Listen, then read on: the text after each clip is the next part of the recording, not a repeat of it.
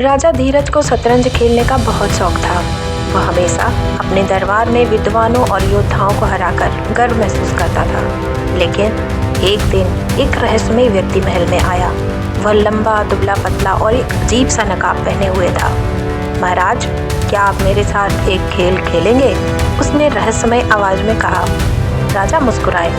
तुम जानते हो, अब तक मुझे कोई भी नहीं हरा सका है। रहस्यमय व्यक्ति ने धीरे से कहा, इस बार दांव पर कुछ बड़ा होगा। अगर आप जीते तो मैं आपकी सेवा में रहूंगा, लेकिन अगर मैं जीता तो आपको मेरी शर्त माननी होगी। राजा ने हंसते हुए यह चुनौती स्वीकार कर ली। खेल शुरू हुआ। राजा ने अपने सबसे चतुर दांव चले, लेकिन रहस्यमय व्यक्ति हर चाल का जवाब बड़ी आसानी से दे रहा था। राजा को पहली बार एहसास हुआ कि वह अब हार सकता है। अंतिम चाल पर राजा की हार तय हो गई। तो महाराज, व्यक्ति ने कहा, अब मेरी शर्त मानने का समय आ गया है। अचानक महल की दीवारें गायब हो गईं। राजा खुद को एक विशाल शतरंज की बिसात पर खड़ा पाया। राजा के चारों तरफ सैनिक, घोड़े, ऊंट और हाथी सब इंसानों के रूप में थे, लेकिन वे जिंदा नहीं दिख रहे थे। तुमने मुझसे क्या करवा दिया? राजा ने चिल्लाया।